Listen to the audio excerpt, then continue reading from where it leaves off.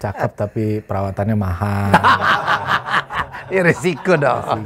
Cakep tapi kalau nggak dirawat jelek juga. Kayak mobil lah, mobil mahal nggak pernah digosok. Nah sekarang saya akhirnya nggak lari ke otomotif Om. Jadinya? Karena duitnya udah habis buat modif bini. Modif bini. Jadi punya motor tuh standar banget. Ya dari beli pabrikan nggak pernah gua apa-apain, nggak pernah gua modif. Habis duitnya buat modif bini.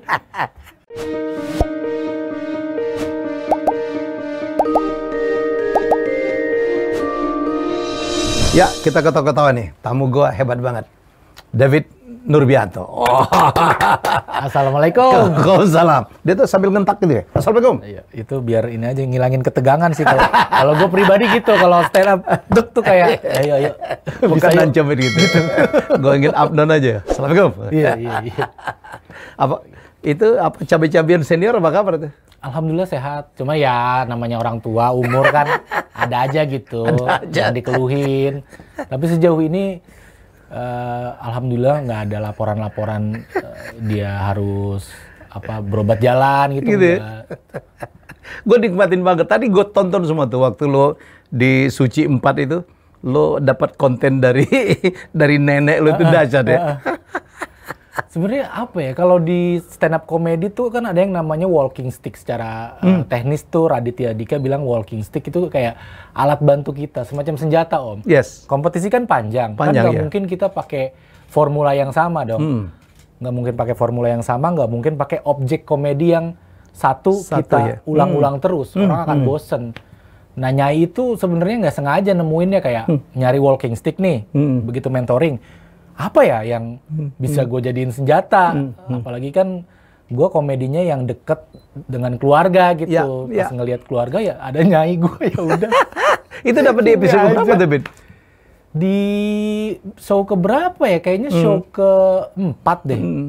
Show ke-4 ngomongin soal Nyai tuh. Lo dapat istilah cabai-cabian senior tuh dari mana? Gue gak ketawa. Ya kalau waktu gila lo.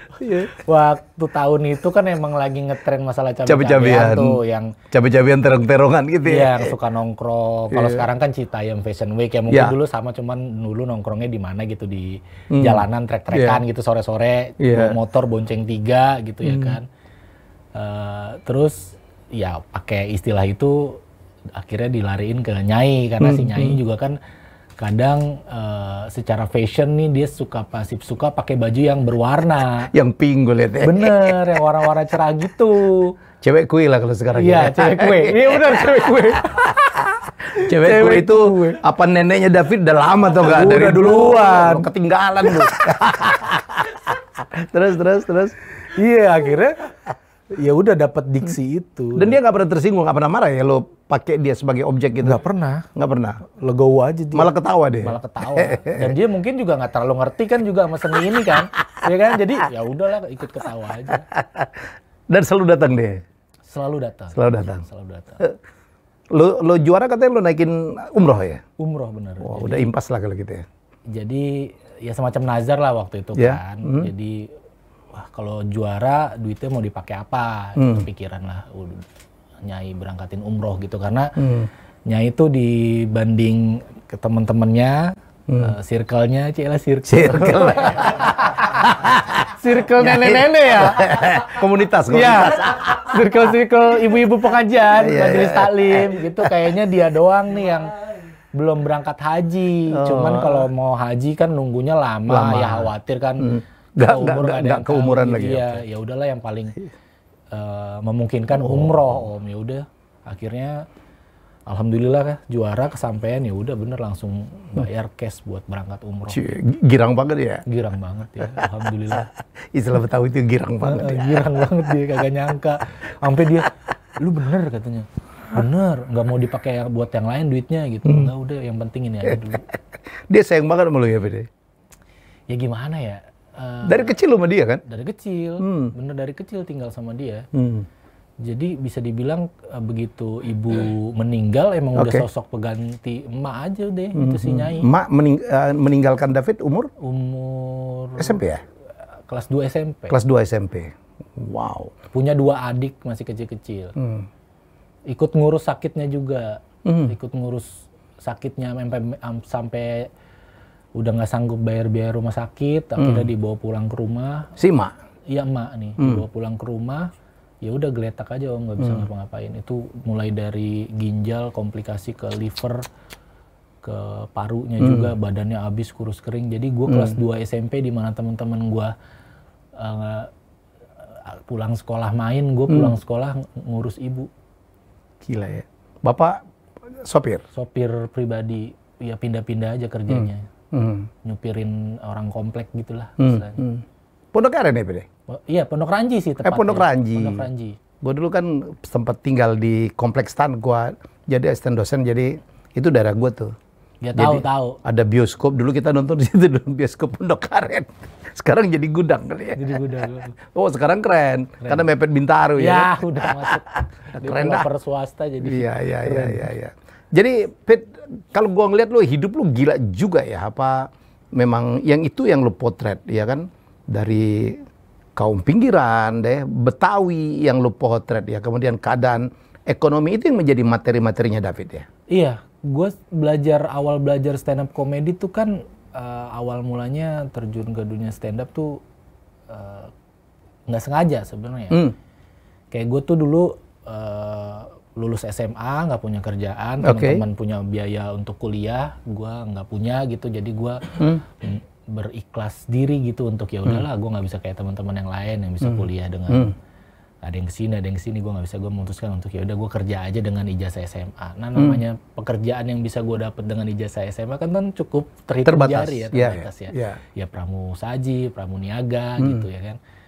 Apa aja itu, mulai dari pegawai fast food gitu pernah, yang nyapu, yang ya buat lu semua nih yang kalau ke restoran fast food suka ngambil saus kebanyakan, tolong itu kasihan yang bersihin ya. ngalamin. Ya kasihan yang bersihin. Jangan kebanyakan, seadanya aja ngambil saus. Itu Fajar tuh. Fajar ya. Fajar tuh. Gua disuruh ngambil dikit, dia banyak Fajar. Iya, udah makannya banyak, saus banyak, nggak habis lagi. Ya, itu ngerepotin, Pet? Repot ya? Repot. Ngebersihinnya Repot. Karena kan jadi basah kan, piringnya jadi kotor kan. Maksudnya ya piring memang kotor, tapi kalau ada saus yang setumpuk gitu, kita bersihinnya jadi effort gitu. Apalagi kalau sampai kering ya? Iya, berkerak gitu. Berkerak gitu. Kan ditumpuk juga jadi bleber kemana-mana kan kalau. Sempet ngojek juga? Ngojek juga, ngojekin anak sekolah. Jadi AJS antar jemput sekolah gitu. Kalau malam AJB antar jemput biduan. Malam lagi AJL, jangan dipanjangin. Iya. Udah sampai situ aja. Sampai situ aja. Nah, ikut stand up comedy pun karena ngojek itu. Jadi gue ngojekin teman gue Om, temen gue yang wartawan. Wartawan media di Bintaro, dulu ada namanya Kicau Bintaro. Oh itu ini majalah lingkungan. Majalah lingkungan. Terus? Iya, ngojekin dia. Jadi dia kalau mau liputan kemana, saya nganterin. Dibayar, ya dikasih ongkos plus ya itu tadi bisa ketemu banyak orang. Kadang kalau dia liputan artis yang tinggal di Bintaro, kan banyak jadi dapat foto sama artisnya gitu. Iya, terus ikut premier film, jadi lewat jalur pers ya istilahnya ya. Orang belum nonton, kita udah nonton duluan. Dapat senengnya walaupun bayarannya nggak seberapa ya. Iya. Nah kenal stand up juga gitu, karena nganterin dia liputan stand up. Oh gitu. Liputan komunitas stand up, saya nganterin. Lu waktu zaman itu masa-masa kelam gitu ya? Tapi fun aja kali, nggak kelam juga kali ya? Iya, kelamnya lebih kepada punya mimpi, punya kepengenan, tapi nggak bisa sih Om. Dihina juga? Iya, dihina juga, kayak teman-teman yang punya komunitas motor gitu ya. Iya. Ya mereka kalau nongkrong kan bawa motor, saya nunggu ada yang bonceng. Karena nggak punya motor. Tapi pengen ikut nongkrong ya kan. Jadinya? Nunggu ada yang mau bonceng, kalau nggak ada yang nggak ikut nongkrong. Lebih ke situ sih, lebih pengen, kayak pengen punya apa. Tapi kok nggak bisa ya. Justru hinaan datangnya dari circle yang paling deket Om, dari keluarga. Justru? Oh iya? Dari encang-encing. Kenapa? Nggak tahu ya, ini hinaan secara verbal tuh, secara langsung sih enggak sih, lebih kepada kayak mereka tuh kayak pesimis sama hidup saya gitu. Kayak sudah ngomongnya ke Nyai gitu, David tuh luntang-lantung nggak jelas ngapain sih gitu, nggak ada kerjaannya. Mending sini gua ini mau nggak kerja di kelurahan gitu. Ini gue punya temen lurah gitu, lebih kepada ke situ. Intinya ya gue kan nggak mau ya Om, maksudnya gue kan nggak mau dipaksa gitu orangnya. Pengen nyari jalan sendiri untuk gue bisa survive gitu. Terus dia yang gimana sih udah mau dibantuin gitu, malah nggak mau. Emang kerjanya apa sih, pulang malam nggak jelas kayak gitu. Ya lebih ke situ sih Om. Jadi kayak belum dipercaya gitu. Kalau di kelurahan paling jadi hansip nih. Gara-gara itu kita kok jadi seragam hijau gini kayak jajan. Bisa jadi. Wadah hansip. Tapi itu benar. Jadi Cang saya tuh udah ngomong ke Pak Lurahnya, aku ada ponakan nih. Iya, lumayan. Ada ponakan. Yaudah suruh datang ke kelurahan. Nah itu awal mulanya kayaknya gua cekcok gitu. Disuruh datang, dia nggak nanya dulu ke gua mau apa enggak. Terus? Yaudah datang aja gitu. Gua nggak mau datang. Ya mungkin dia nggak enak sama Pak Lurahnya kali ya. Udah janji. Kena marah lo?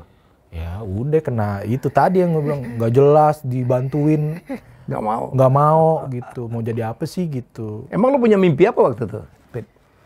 Nggak ada mimpi apa-apa sebenarnya. Cuman gue tuh kayak tipe orang yang gue pengen melakukan sesuatu yang guanya pun suka. Dan atas pilihan gue sendiri, bukan karena pilihan orang. Bukan karena dibukain jalan sama orang. Bukan karena privilege dia kenal siapa terus gue masuk gitu. Gue nggak nyaman dengan kondisi itu. Mewah banget waktu itu ya. Iya, mimpi lo mewah tuh. Jadi kayak ya udahlah gue biar kate gue ngelamar kerja awalnya ditipu. Dulu banyak kan penipuan Om yang di koran-koran tuh yang lowongan kerja yang kita suruh bayar. Yang sebenarnya interview bayar dulu. Bukan, interview selesai. Terus katanya ada satu lagi nih tes berikutnya. Tes ngejual barang. Salesman lah. Lu bisa lakuin nih satu barang, lu bisa diterima. Sebenarnya itu trik aja. Terus dia ngasih trik gini. Sebenarnya Mas David mah gampang aja, barangnya nggak mesti dijual ke orang, Mas David beli aja sendiri. Kena Om, saya ketipu Om. Beli blender. Padahal nggak butuh. Akhirnya dijual lagi ke tetangga-tetangga. Cuman gara-gara pengen punya kerjaan. Nggak diterima juga? Diterima, dan begitu diterima kerjaan saya Om, interview orang lain lagi untuk saya suruh beli barang lagi. Jadi kayak penipuan turunan gitu ya. Aduh, ampun dah. Gila hidup lu ya. Waktu itu cewek ada yang mau nggak sama lu? Nggak ada Om. Ada? Nggak ada? Nggak ada. Boro-boro kepikiran pacaran, nggak ada. Nggak dilirik sama sekali sama cewek. Sekarang nyesel ya? Hah? Yang siapa? Bini lo gue lihat cakep banget ya. Selebgram lagi, cakep lagi. Cakep. Itu lo baca-bacain ya cewek tuh? Hah? Si bini lo tuh lo baca-bacain apa gitu? Enggak? Om. Cakep karena ada lebih ada kurang ya Om ya. Cakep tapi perawatannya mahal. Ya resiko dong. Cakep tapi kalau nggak dirawat jelek juga. Kayak mobil lah, mobil mahal nggak pernah digosok. Nah sekarang saya akhirnya nggak lari ke otomotif Om. Jadinya? Karena duitnya udah habis buat modif bini. Modif bini. Jadi punya motor tuh standar banget. Ya dari beli pabrikan nggak pernah gua apa-apain, nggak pernah gua modif. Habis duitnya buat modif bini. Ya mata, ya dagu, ya apa. Ya tahu sendirilah Om. Tapi rezekinya ada aja. Alhamdulillah ada. Jadi lu tahu definisi pria sukses tuh yang penghasilnya lebih besar dari belanja istrinya. Harus. Lu gitu jangan komplain bini kita belanjanya banyak, penghasilannya yang dinaikin. Bener. Ya dong, penghasilan tapi sekarang ada aja. Baru show tunggal kemarin. Jarang dong komika bisa show tunggal ya kan? Iya. Rame lagi gue denger. Dipuji sama Panji lagi. Alhamdulillah. Gua nggak tahu Panji mujinya tulus apa enggak, itu keren tuh katanya. Udah betul. Enggak muji, itu mah dia karena saya manajemen dia aja kali. Iya. Karena satu manajemen. Iya. Jadi sebenarnya bukan muji, itu jualan dia. Dan dia potongannya dia juga yang nikmatin. Potongan persentasenya dia yang nikmatin. Dapatnya ke dia juga. Iya. Emang pinter tuh orangnya emang kalau pinter dia. Jual pinter banget. Pinter. Gua kalau komik paling pinter itu Panji. Panji emang. Iya, dia ke New York aja dicurigain nih. Jangannya nyari-nyari yang halal di situ kali. Bisa jadi. Heran tuh orang apa aja dipegang jadi duit kalau dia. Jadi duit, keren. Oke. Pit, yang lu angkat kan banyak kan tentang keresahan Betawi ya. Memang masih ada sekarang, Pit. Itu kan tema yang klise banget diangkat dari dulu ya, Pit. Iya. Terpinggirkan. Betul. Ada hotel yang sekarang dulu punya engkong gue. Itu kan dari zaman Sidolnya Rano udah begitu. Udah begitu kan? Iya. Gue ingat banget tuh Sidol anak Betawi yang mereka makan-makan di GBK tuh. Diusir. Dia bilang, ini tanah engkong gue nih gitu-gitu. Dan itu aja kan. Susah nggak lu ngangkat tema keresahan Betawi itu? Dulu sih nggak susah karena dulu waktu memulai stand up belum ada, belum banyak ya. Sekalipun ada tidak setebel itu ngangkatnya. Iya. Istilahnya cuman mengandalkan logat, mengandalkan diksi-diksi lucu. Iya. Tapi ditarik ke dalamnya bahwasanya keresahan orang Betawi secara umumnya itu belum ada. Nah, gue dapat berkahnya gue yang pertama. Di era stand up. Di era stand up dan walaupun sebelumnya tuh udah dilakukan. Di era stand up dan pertama kali masuk TV langsung dapat atensi dari situ karena gue dianggap mewakili keresahan banyak warga Betawi. yang mau menyuarakan realita kehidupan Betawi itu seperti apa, yang mau mengkritik diri sendiri. Sebenarnya kan itu kritik diri sendiri, kritik keluarga sendiri kan, ngomongin tanah habis, ngomongin kontrakan habis dimakan rayapnya biasa gue panggil encing gitu ya kan. Itu kan sebenarnya aib keluarga gitu. Dan gue berani untuk menyuarakan itu, semacam kayak autokritik lah buat diri. Tapi komedi itu yang paling tuh memang autokritik ya. Iya, kritik orang lain tersinggung, bener. Kena UU ITE, pencemaran nama baik. Bener, yang paling aman emang udah itu. Dan begitu setiap komik membawa otokritiknya sendiri-sendiri, itu menjadi kekayaan dunia komedi ya, Pete? Iya, gua rasa sih gitu, Om. Dan gua juga sepakat untuk bilang itu komedi yang paling aman, karena ketika kita membawakan cerita yang paling dekat sama diri kita, apalagi yang kita alamin, orang mau protes ya kita bisa balikin ya, orang gua ngalamin. Tapi kalau kita so tahu membawakan hal yang kita nggak ngerti, sementara nanti ketemu orang yang ternyata lebih ngerti, begitu ditanya balik kita nggak bisa jawab, itu yang bahaya. Lu kan ngeritik diri lu sendiri, suku lo, si Nyai gitu. Nyai sehat sekarang? Sehat, alhamdulillah sehat. Keren banget ya. Gue ketawa tadi, gue seharian tuh gue. Wah gila materi lu. Sampai dipuji oleh Om Indro segala macam. Dulu itu kan banyak sekali orang yang pura-pura pakai logat Betawi dan mereka membawakan sketsa-sketsa Betawi yang ada yang oke, ada yang enggak ya, Pete? Iya, di FTV banyak banget tuh. Oh, banyak banget. Banyak banget di FTV. Di FTV, di sinetron banyak banget tuh yang memang orang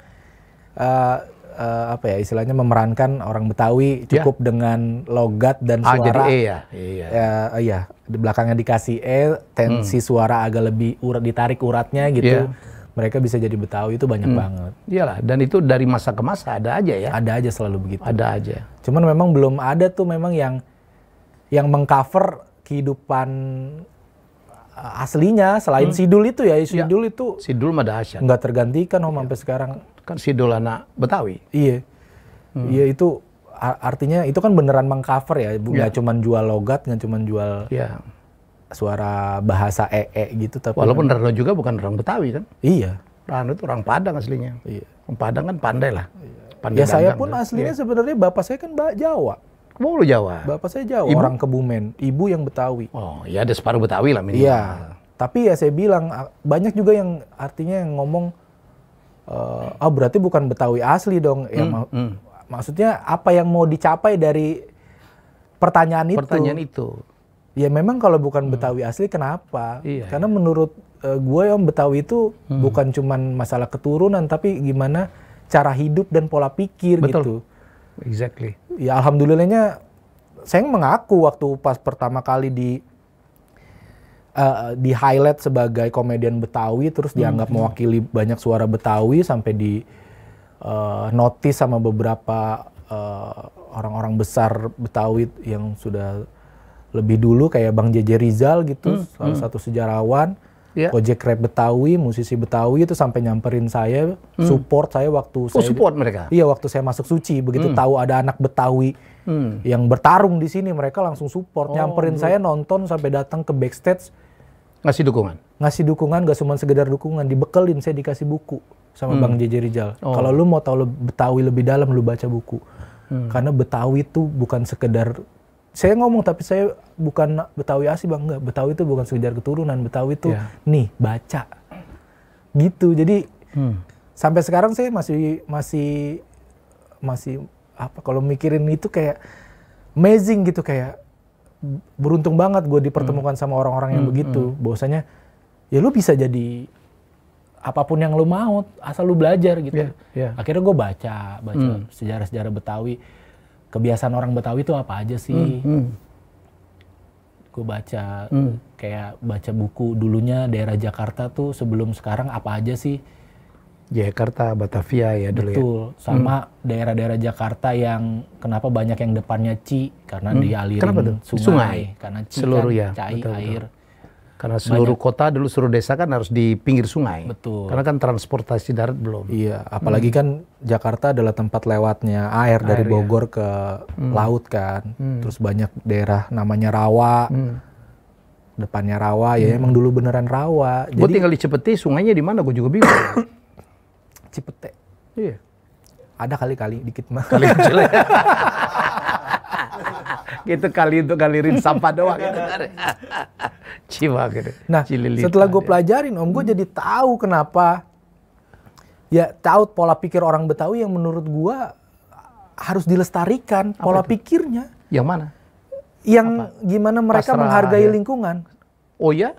Di poin mana kira-kira? Rumah orang Betawi Om dulu kecil-kecil, tapi yang gede apa? Halaman sama kebunnya. Rumahnya paling, ya rumah Sidul lah gambarannya. Iya. Di tengah kecil, tapi ke depan tuh kan kebun gede kan, sampai warung maknya di depan itu. Iya. Sisanya kan pohon-pohon. Nah itu gimana cara mereka menghargai lingkungan, mereka bersahabat sama pohon, bersahabat sama lingkungan, mereka bersahabat sama air. Dulu juga tanah kan masih murah, Pit. Sekarang mah tanahnya kecil. Yang lu bilang tuh jadi apartemen. Yang lu bilang, kok ketawa tuh. Dulu engkong gua jual ini meter-meteran. Nah lu jualnya kibik-kibikan. Iya. Sama tingginya, sama volumenya. Dihitung tingginya juga ya. Ya kayak gitu lah maksudnya. Pola pikir itu ya. Maksudnya sekarang kan orang cuma bisa ngeluh kalau Jakarta banjir. Ya kalau mereka mau baca literasi soal Jakarta ya harusnya nggak usah ngeluh. Orang emang Jakarta dari dulu banjir. Tempat lewat air. Iya. Sekarang kan ya lu salah, mau salahin siapa? Orang tempat air lu tempat. Sekarang tetap aja yang disalahin gubernur. Iya, mau kemana? Banjir yang salah Anies gitu kan. Iya, makanya jadi saya senang sih bisa tahu itu. Jadi saya lebih kepada sama itu tadi cara hidup orang Betawi yang sangat menghargai. Saya lihat orang Betawi ya, nerimo ya. Sekarang nerimo lah. Egaliter, cair. Lucu orang Betawi itu mah.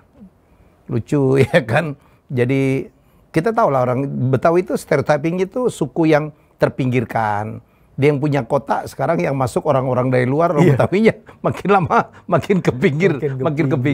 Sikap yang sangat nerimo sebenarnya, Pede. Nggak pernah kita lihat orang Betawi marah-marah ya, protes-protes. Ya itu kan stereotip yang ada di sinetron atau di TV kan Betawi katanya keras, suka marah-marah. Itu kan sebenarnya nggak. Pada suaranya aja yang kenceng. Suaranya aja yang kenceng gitu. Iyalah, dari dulu gitu. Aslinya mah kita nerima egaliter banget gitu. Betawi mah bisik-bisik aja kedengeran. Iya. Kita gimana nggak nerima kalau kita nggak nerima pendatang, kontrakan siapa yang ngisi?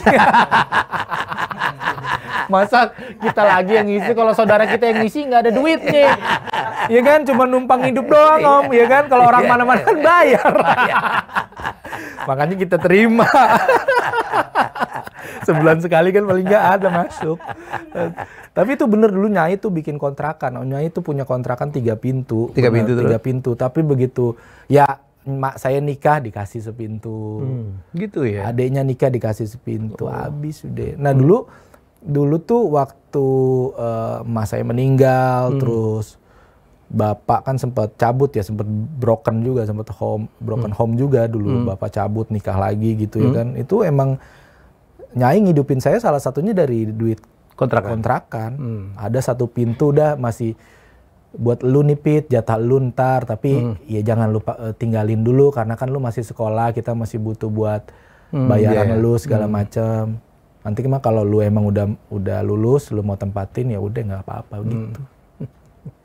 Dahsyat ya. Dari kontrakan satu pintu. Pit, waktu lo yang masih ngojek itu ketemu artis ngajak foto, artis pertama yang lo ajak foto siapa, Pit? Aduh. Yuni Saraka? Bukan. Lupa kalau artis siapa. Kalau lupa tuh banyak biasanya kan juga ya. Banyak, beneran banyak. Pokoknya inget banget dulu. Bintaro kan kampung artis lah. Iya, banyak banget. Ketemu ini Mbak Mira Lesmana. Sama Riri Rija. Terus ketemu Andi Rif, ketemu Mas Slamet Raharjo, itu kan Bintaro semua tuh. Iyalah banyak banget lah. Kakak gua jadi Bintaro dulu. Iya. Tantowi Yahya. Tapi lu nggak ngefans sama Tantowi ya? Hah? Orangnya serius, lu nggak suka ya serius-serius ya? Nggak juga sih, Om. Tergantung situasi juga. Lu tuh udah lucu gak dari kecil, Pit? Enggak. Tapi udah jadi badut tongkrongan ya. Dari umur berapa? Dari sekolah. Zaman sekolah tuh kan pasti selalu ada satu orang yang suka nyeletuk, yang berani nyeletuk. Bahkan ketika guru lagi nerangin. Nah itu saya, Om. Itu lo ya? Itu gua. Ya emang resikonya sering dikeluarin dari kelas sih emang. Kalau nggak orang ketawa, kena marah gitu. Kena marah, itu. Kayaknya baru sebatas itu. Baru berani sebatas Celetukan selucu apa yang lu pernah lakukan? Atau sekonyol apa? Apa ya? Ya pokoknya kalau guru lagi nerangin gitu, kita jadi ice breaking, jadi pemecah suasana gitu. Jadi seneng gitu teman kalau ada kita tuh tongkrongan jadi rame gitu. Dan itu karakter Betawi ya? Iya. Cair, nyeletuk istilahnya. Jadi begitu lu ngelihat, emang di Bintaro dulu ada komik, ada stand up comedy? Ada, komunitas ada. Ada komunitas. Lu akhirnya nyelinap di situ. Terus nyoba. Gue denger nggak lucu ya pertama? Nggak lucu. Garing banget ya? Garing banget. Orang gua taunya itu joke telling, jadi nyari bahan di internet. Internet gitu. Udah basi lagi lo bawain. Udah basi, bawain. Terus, aduh, keringet dingin, nggak ada yang ketawa, boro-boro, nggak ada yang ketawa. Itu nggak ketawa ini. Nggak ketawa sama sekali. Jadi tukang ojek selamanya nih, permanen. Permanen. Terus, kayak dikasih tahu yang benar, formatnya segala macam. Bawain aja yang deket-deket. Kalau stand up comedy itu dari keresahan, katanya.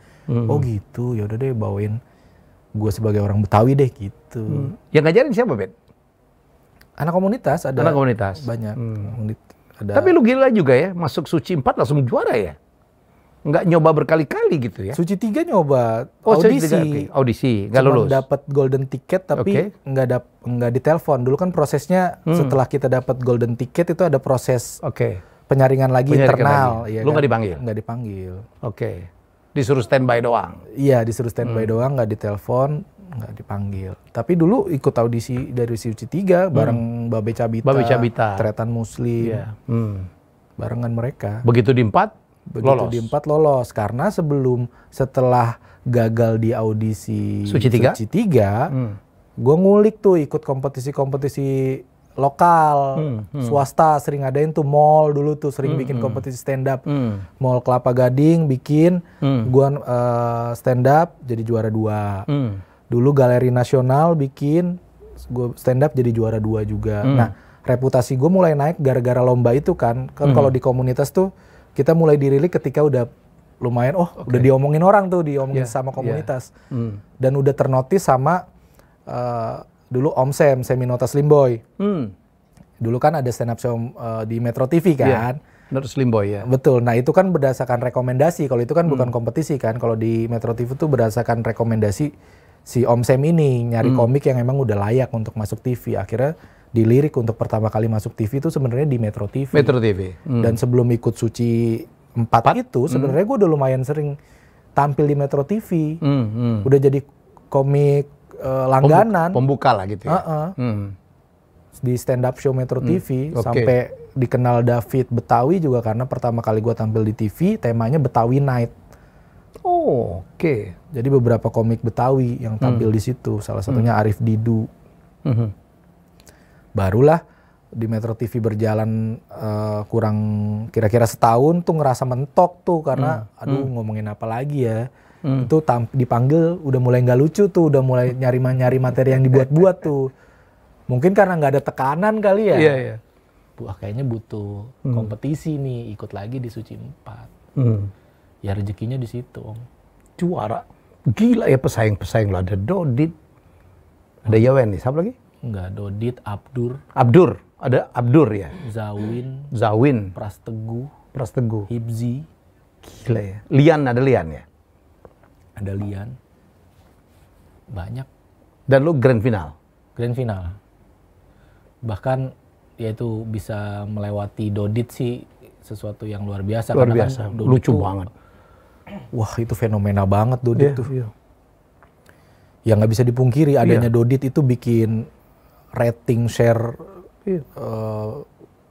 Kompas TV fenomenal banget. Meledak banget itu di Suci 4. Dia opening aja orang udah ketawa ya. Iya. Selamat malam anak mami gitu udah ketawa. Iya, selamat malam masyarakat gitu. Khas banget itu. Bisa ngelewatin dia tuh nggak nyangka gitu. Dia 3 besar ya Dodit? Nggak sampai Om. Nggak sampai. 6 besar dia. Oh iya? Tapi gila namanya meroket gitu ya. Luar biasa. Sekarang udah punya show sendiri. Sampai sekarang luar biasa. Survive gila dia. Bahkan kalau secara karir jauh lah dia dibanding saya yang juara gitu. Bahkan sampai sekarang kan orang masih suka bercandain tuh kayak juara tidak lebih terkenal dari Dodit, juara tidak lebih kaya dari Dodit. Ya memang saya akui. Emang jauh banget itu secara exposure setelah kompetisinya ya, itu jauh banget beda. Kadang-kadang memang juara itu tidak selalu gimana dan yang kalah itu juga belum tentu di off air-nya atau setelah itu juga menjadi. Iya, yang penting kan live after competition itu kan kita bikin apa kan. Iya, iya. Banyak di kompetisi lain tuh juara kemudian nggak bisa manage diri, menjadi sombong, hilang tuh. Bener. Ya, tapi lu jalan lah, film lu lebih dari berapa belas film lu? 20 kali ya? Nggak nyampe 20. Belasan. Tapi ya itu kan masih porsinya masih dikit, masih yang cuma nongol 1-2 scene gitu. Yang penting honor gede lah. Yang penting happy sih gue kalau ngerjainnya seneng gitu. Ya nggak terlalu pusing sama hasilnya gimana gitu. Sekarang Kompas TV udah jalan lagi dengan Suci ya? Jalan lagi. Season 10. Kemarin gue habis keliling ngejuri ke beberapa daerah. Jadi mentor juga David? Iya. Juri dan mentor? Karena kemarin waktu COVID agak berhenti tuh ya? Iya, dipaksain dijalanin secara online tuh nggak asik. Iya. Nggak ada nyawanya gitu. Oh, kemarin pernah ya, gue Panji gitu, mencoba stand up gitu, tapi tanpa penonton dari rumah. Nggak dapet katanya. Iya, justru kita kalau stand up itu justru respon penonton yang menjadi penting ya. Makanya. Itu kan apa ya, salah satu adaptasi aja tuh karena kita udah jenuh banget di rumah nggak tahu lagi mau ngapain kan, akhirnya bisa nih stand up via Zoom. Takut. Banyak yang takut, cuman ya karena gue termasuk yang berani karena ya gimana lagi kan, nyari duit ya kan. Saya mah nggak apa-apa lah ketawa penonton delay asal bayaran tepat waktu. Penonton boleh delay. Boleh delay kan, kalau pakai Zoom kan delay kan, ya kan, tergantung internet yang di rumah kan. Yang penting bayar tepat waktu. Ya gue suka deh David, orang tuh stand up itu ngejar passion, kalau dia cari duit. Yang benar. Udah itu dasarnya. Kayaknya itu yang bikin saya menang tuh, karena ngotot ya kan. Kalau ngomong orang kan kalau ngomongin mata pencarian kan ngotot ya. Ini kalau kalah Gojek lagi dia. Iya. Orang ngomongin passion lah, apalah Bu. Lu mah enggak ya. Pendaringan gua ini ya kan. Dari dulu tuh memang ada beberapa komedian ya yang dari Betawi. Yang pertama tentu saja Benyamin ya, Om Benz. Dahsyat. Kalau David itu yang ngelihat siapa, ada idola kah? Mungkin komedian Betawi zaman dulu? Komedian Betawi zaman dulu karena sering taunya komedi dari Lenong ya. Khususnya itu ya almarhum Haji Bokir gitu. Ya salah satunya Bang Benyamin S juga. Babe Benyamin S juga. Tapi lebih kepada suka kepada diksi-diksinya ya, diksi-diksi lucunya itu tuh. Haji Bokir sebenarnya. Dia pemimpin Lenong dulu ya. Iya. Diksi lucu, terus kecepatan berpikir ya, maksudnya kecepatan ngebalikin sesuatu, ngebalikin lawakan, ngebalikin tektokan, itu Aji Bokir sih belajar dari situ sih. Iya, dan dulu banyak ya komedian Betawi zaman dulu ya. Banyak banget. Banyak banget. Banyak. Sekarang masih ada ya, Bang Mali ya. Masih. Dan banyak juga yang udah pergi lah ya. Siapa? Bang Haji Bolot gitu masih bertahan. Zaman dulu ada Mpok Nori. Mpok Nori bener. Iya. Pok Omas. Pok Omas. Ya, Mandra jangan lupa ya. Mandra itu membawa upgrade sendiri tuh untuk seniman-seniman Betawi. Sampai sekarang Mandra tuh masih jadi patokan kalau gua ke TV ya, Om. Iya. Gua ke TV nih, kan sekarang lagi ada program di Trans 7 kan. Main TV play gitu ya, maksudnya main sketsa komedi itu selalu jadi patokan gitu. Kalau misalkan produser itu ngomongnya ke gua, kira-kira kayak Mandra lah gitu. Yang mereka mau dari, yang mereka harapkan dari gua gitu. Dan Betawi banget ya. Digambarkan lucu, nggak sekolahan gitu ya, ngotot, tapi naif gitu. Itu stereotyping Betawi banget. Iya. Ya, jadi Mandra. Tapi keren dulu dia bikin Mandra Gate ya. Akhirnya dia kan menjadi prosesnya walaupun terakhir kena masalah itulah. Sekarang bikin Mumun kan, dia lagi pocong Mumun kan, mau diangkat ke layar lebar tuh. Lucu itu ya. Lucu banget. Dan David menjadi penerus. Di bawahnya ada Bintang Emon segala macam ya. Iya, cuma memang kalau Bintang Emon ya emang kayak dia ya Betawi, secara materi stand up Betawi, tapi nggak banyak yang tahu kalau Bintang Emon Betawi. Iya, karena materinya kadang-kadang nggak Betawi, dia ngomongnya aja Betawi. Ngomongnya aja, logatnya aja. Oke, Bet, sekarang lagi proyek apa aja? Ke depan mau ngapain? Banyak sih setelah special show ini di Jakarta kan kemarin kayaknya pengen dibawa tour, Om. Dibawa tour ke keliling Indonesia lah, ke beberapa kota yang kayaknya pengen di... Karena sekarang masyarakat Indonesia setelah cukup lama nggak boleh nonton tuh, euforia lah ya. Tiba-tiba tontonan apa aja meledak. Show-show sekarang tiketnya habis semua ya. Iya. Tiba-tiba ada film aja meledak ya, KKN di Desa Penari 10 juta penonton. Terus kemarin yang ngeri-ngeri sedap lebih dari 2 juta penonton. Saya pikir masyarakat Indonesia tuh udah bertahun-tahun, hampir 2 tahun lebih tuh nggak boleh nonton, sekarang lagi butuh tontonan tapi. Bener. Ya pengen keliling sama pengen nulis lagu lagi. Iya, gue dengar mau nyanyi ya? Bukan mau nyanyi, Om. Ini ibarat kate semacam skoci aja nih. Kan stand up comedian makin hari makin banyak nih. Saya kan makin ini juga ya. Sekarang gimana nggak sebel? Bukan nggak sebel sih, realitanya begini. Sampai kemarin saya angkat di materi stand up show saya yang kemarin. Bahwasanya ya walaupun saya ada di bagian dari kompetisi itu sendiri ya, tapi ya gimana yang namanya talent search selalu menghasilkan komedian-komedian baru, khusus komedian baru. Realitanya adalah selesai kompetisi, saingan mereka nyari duit, saingan mereka bekerja adalah yang tadinya ngejuri. Ya karena kan masih di situ, Panji juga nyari duitnya masih di situ. Jadi gimana ceritanya dicetak terus banyak komedian, tapi harus bersaing sama yang senior ini. Bahkan sampai saya bilang komedian tuh pekerjaan yang nggak ada pensiunnya. Di materi saya itu saya bilang kita tuh ngelawak bukan sampai tua, tapi sampai mati. Mati. Nggak boleh berhenti lah. Nggak boleh berhenti. Jadi ya yang muda-muda ini yang baru terjun sekarang ya harus bersiap. Kalau lu nggak punya sesuatu yang unik, lu nggak punya sesuatu yang bisa lu jual, selesai. Jadi kompetisi itu hanya salah satu jalan. Jalan lainnya banyak untuk kalau emang lu mau survive di dunia komedi. Yang muda-muda sih, David ngelihat siapa ya yang gila banget sekarang? Ya Panji top of mind. Top of mind, nggak terkejar. Tapi kan dia senior banget. Banget. Yang baru-baru saya ngeliat Indra Frimawan tuh gila. Iya, Indra Frimawan teman satu perjuangan saya waktu sama kami masih belajar open mic di Hang Lekir. Dulu dia gimana saya tahu dia introvert banget orangnya. Nongkrong juga dia malu-malu, nggak banyak omong. Dulu nggak lucu juga ya? Enggak. Sekarang gila. Emang butuh waktu, Om. Quotes-nya Abdel, saya setuju semua akan lucu pada waktunya, terutama. Iya. Kalau nggak sabar, ya kita nggak tahu waktu kita kapan. Bisa jadi 10 tahun, bisa jadi 20 tahun kan. Dan Indra Frimawan ngakuin itu. Dulu kan ada yang nggak ngerti lucunya dia sampai sekarang dia bilang dia nggak ngerti. Iya.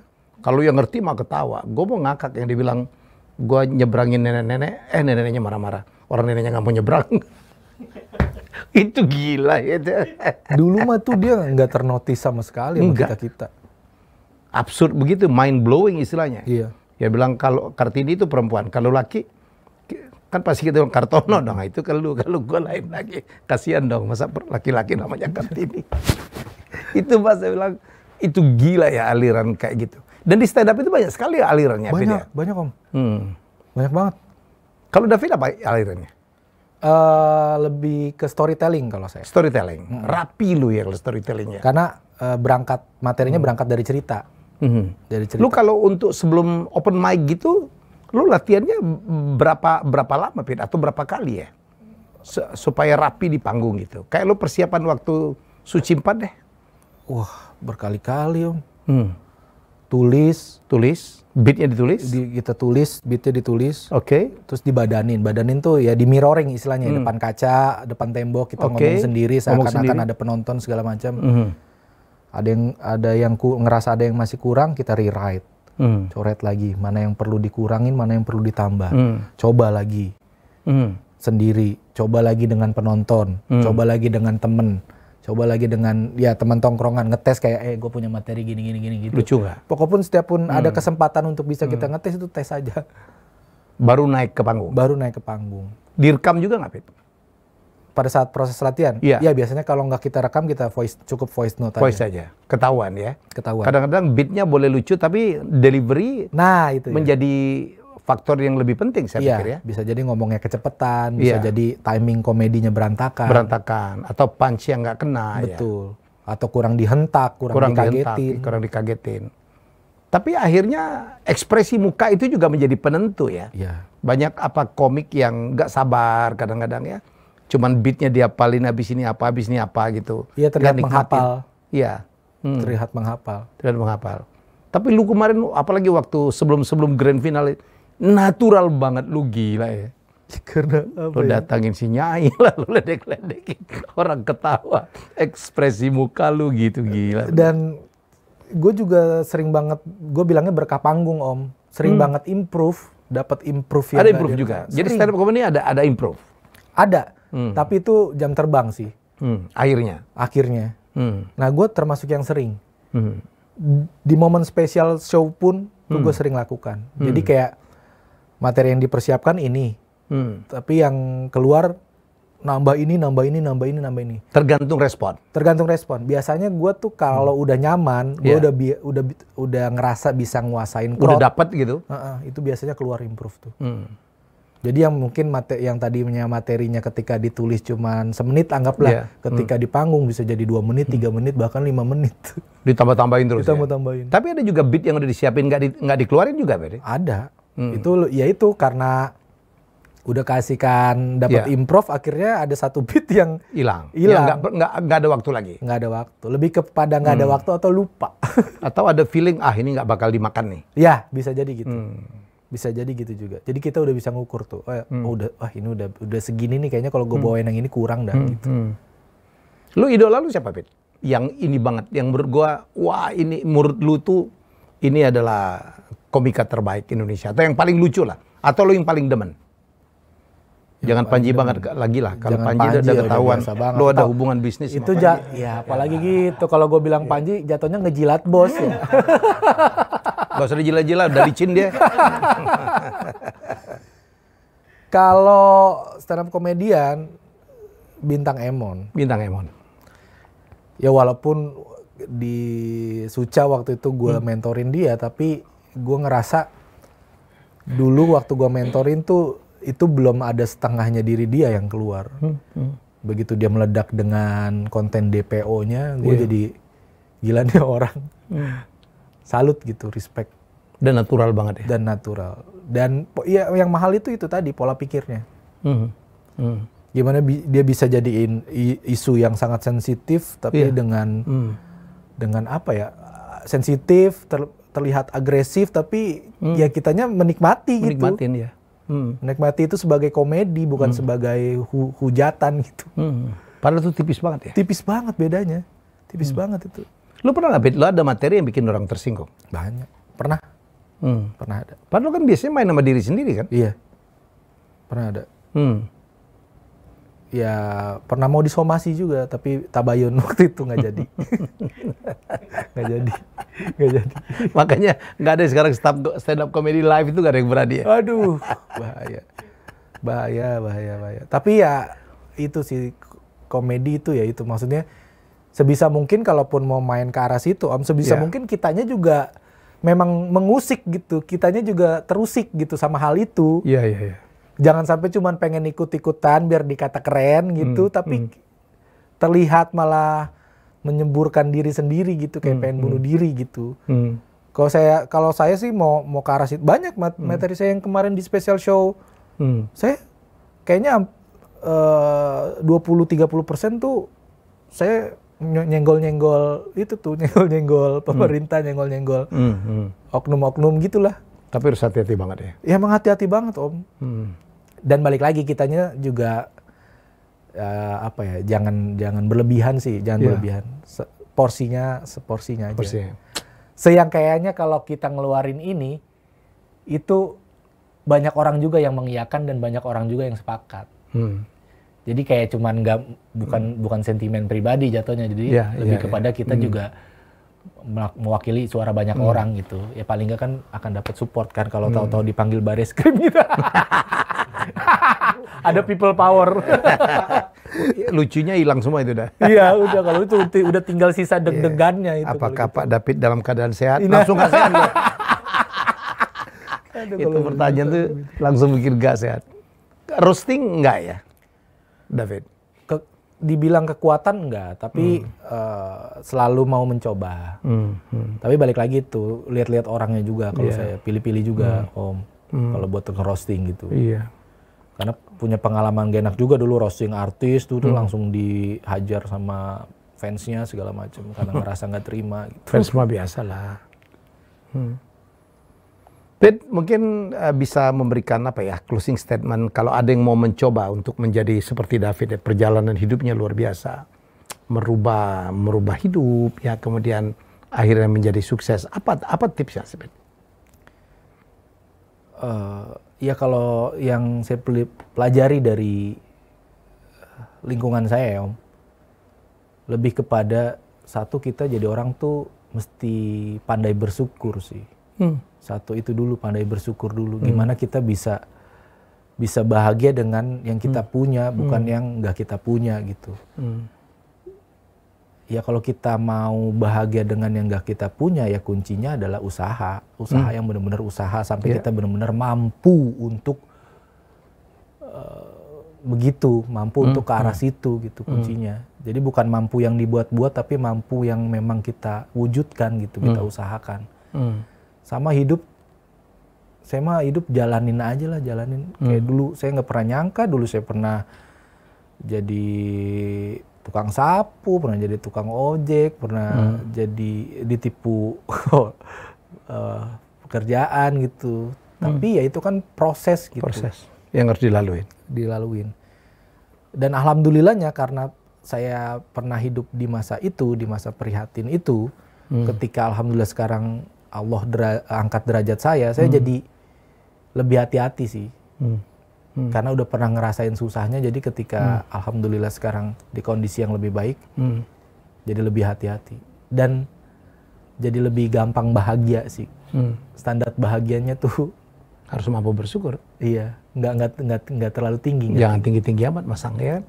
Walaupun bukannya nggak boleh bermimpi tinggi ya. Nah, sekarang masalahnya dapat istri yang standar bahagianya tinggi. Jadi panjang. Episode berikutnya kita ngomongin istri Om. Sama gue panjang tuh. Ya, rezeki mah ada aja. Itu tadi kuncinya. Air mah ada. Iya, air mah ada ya. Kata senjata istri saya tuh Om. Happy wife, happy life kata dia. Oh iya, memang. Iya kan? Memang. Kalau tidur dipunggungin gimana mau happy kita? Kalau tidur punggungin, gue pindah ke sana. Makanya kalau kita harus punya ranjang gede, Bet. Dia punggungin, kita pindah ke sebelah sana. Dan satu lagi yang tadi Om highlight di backstage itu, jangan berhenti bergerak. Yang Om bilang itu gimana kita nggak boleh padam kalau ibarat kata api jangan sampai padam gitu. Karena persaingan luar biasa. Benar. Karena akan selalu muncul hal baru kan. Sekarang kan kita saingannya yang namanya komedian entertain TV, saingannya sama warga biasa yang bikin TikTok yang tiba-tiba lucu. Lucu, banget. Tiba-tiba lucu, followersnya miliaran segala macam, diundang TV dengan rate tinggi, masuk iklan brand segala macam. Saingan kita orang-orang, ya siapapun bisa jadi saingan kita, jadi kita jangan berhenti sih. Sekarang mah paling tebong ya namanya. Iya, udah pakai Alphard sekarang dia Om. Gila ya, pakai Alphard, plat nomornya bonge lagi. Udah gila ya. Cepat itu orang bisa sukses. Makanya. Pinjaman apa enggak gue nggak tahu. Nggak tahu. Modal polem doang tuh. Jadi begitu cepatnya berubah ya. Tiba-tiba Citayam, Bojonggede jadi begitu ngetop. Bener. Di senternya Jakarta. Bener. Ya. Dan berarti kan akan ada hal lain selain itu kan nanti. Oh iya, ya. Kita nggak boleh pernah berhenti. Iya, makanya saya apapun saya coba ya. Nulis lagu, nyanyiin sendiri bareng istri segala macam apa aja saya coba. Karena saya percaya sih apa yang kita buat itu nggak ada jaminan sukses, tapi paling nggak kita melewati jaminan proses itu sih. Iya. Iya. Kita buat sesuatu nih, nggak ada jaminan sukses, nggak ada jaminan orang suka, tapi jaminan prosesnya kita dapat. Bahwasanya ya kita itu salah satu jalan yang mesti kita lewati. Jadi kalau kita nyoba itu kemungkinan gagal dan berhasil ada. Betul. Tapi kalau lu nggak nyoba, berhasilnya tidak mungkin ada. Iya. Kan gitu tuh. Iya. Kalau gue bergerak terus, gue nggak pernah berhenti. Bener, sepakat Om. Gerak terus. Harus gerak terus. Fit pernah jujur, pernah ngalamin, ke depan gue mau jadi apa ya? Kita lihat komedian zaman dulu itu tuanya kayak apa. Kemarin gue nonton di podcastnya Dedi ya, kan ada Kadir, ada Doyo. Siapa yang nggak kenal mereka dulu? Mereka ceritain dulu mereka kayak apa, sekarang kayak apa gitu. Ya jadi ini menghadapi masa tua yang nggak gampang. Tapi pernah nggak malam gitu rasa, aduh, gue kalau udah tua mau jadi apa, atau setelah ini gue ngapain? Ya sekarang ini Om, sekarang ini lagi banyak mikir ke arah situ. Apa dan ngapain gitu. Apa dan ngapain? Ya, ya mudah-mudahan podcast jadi panjang biar bisa cerita lagi di situ ntar kayak begitu. Ya mudah-mudahan, tapi ceritanya jangan sampai sama Om Kadir, Om Doyo, kita sebisa mungkin kita ada cerita, ya jangan cerita sedih ya gitu. Tapi komedian-komedian Betawi, senior-senior itu mereka simple banget. Mungkin karena mereka Betawi ya. Kayak apa, Haji Bolot ya kan. Dia tiap kali dapat honor dia beliin kontrakan. Gue lihat banyak banget tuh. Ajis juga begitu segala macam ya. Iya benar, beli tanah. Piara kambing, ternak lele, gitu aja lah kayaknya juga. Termasuk tetangga gue Tukul gitu yang sekarang kita doain. Semoga diberikan kesembuhan. Amin gitu. Ya Allah. Kontrakannya banyak banget. Ya, jadi menurut saya sih, ya itu minimal yang paling aman lah ya. Orang Betawi kan memang kontrakan. Asal tempatnya pas saja saya pikir bagus juga tuh. Asal tempatnya pas dan jauh dari saudara. Tapi nggak bayar. Kadang-kadang begitu ditagih lebih galak dia lagi. Lu sama saudara aja lu minta lu gitu ya kan. Halo saudara. Tapi udah punya berapa kontrakan? Udah mulai? Belum mulai. Kayaknya harus cepet deh. Iya. Baik, thank you David. Terima kasih banget ya. Kita mendengarkan cerita cukup banyak. This is life. Inilah hidup ya gitu, berproses. Mencapai kesuksesan, butuh kerja keras, mencoba terus. Jangan pernah gengsi untuk belajar. Itu yang kita dapatkan dari David. Dan bagaimana, dia menghargai orang, terus mengejar ketertinggalan, punya mimpi, itu yang paling penting. Semoga perbincangan saya dengan David Nurbianto yang sangat luar biasa. Tadi gue barangkali ada 3 jam nonton materi-materinya David aja. Dan top banget. Ya kadang-kadang saya kalau lagi suntuk nonton gitu ya, kan enak tuh nonton YouTube ya. Begitu David, habis itu David lagi, tinggal kita ambil doang. Ya, kita sekarang bisa belajar dari manapun. Kita jumpa lagi dengan tamu saya selanjutnya. Terima kasih, bye. Terima kasih sudah menonton Helmia Bicara. Jangan lupa untuk like, comment, share, dan subscribe.